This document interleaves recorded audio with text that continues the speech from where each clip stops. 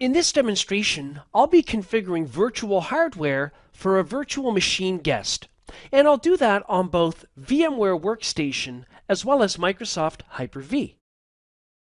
Here in VMware Workstation, I've already got a virtual machine created called Serve 2016-1. And over on the left, I can see under my devices the virtual hardware that's been allocated to this virtual machine.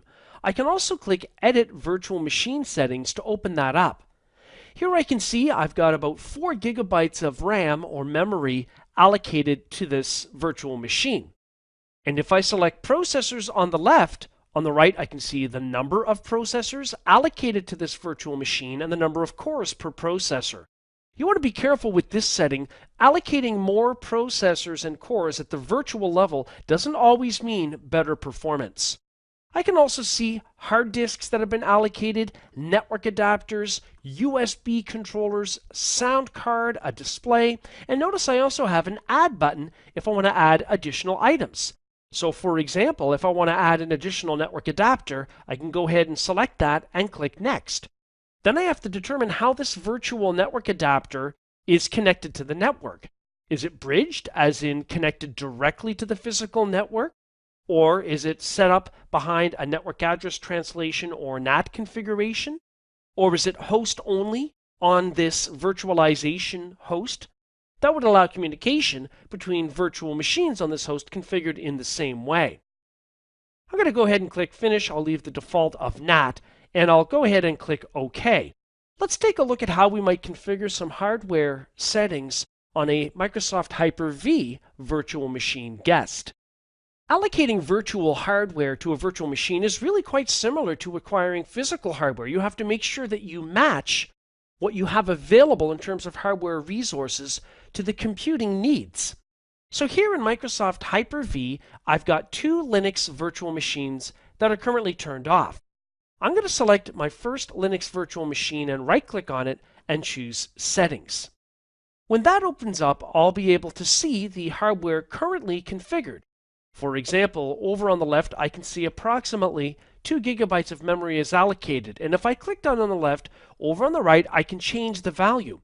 I can also specify that I want to use dynamic memory. That way, if this virtual machine isn't using all of the RAM that's allocated to it, it can be used by other virtual machines running on this Hyper-V hypervisor host. Also, I can see my virtual processor selection listed on the left, and if I select it, over on the right, I can determine the number of virtual processors, and also I can set some percentage values for how much of the overall processing time relative to other virtual machines, I'm talking here about the relative weight, that this virtual machine will have.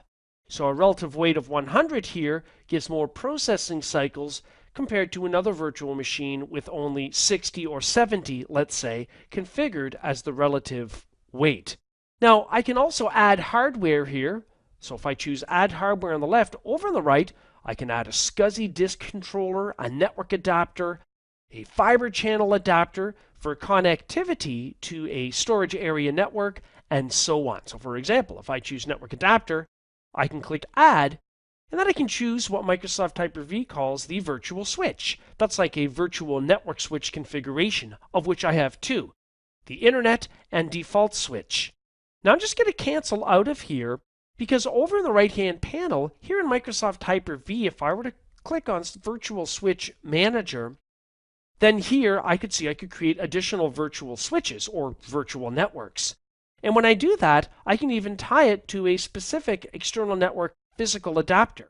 Here I've got a Qualcomm Wi-Fi adapter that I could link this virtual network to. So virtual network cards for virtual machines linked to an external network configured this way would actually be getting traffic sent out through the Wi-Fi adapter.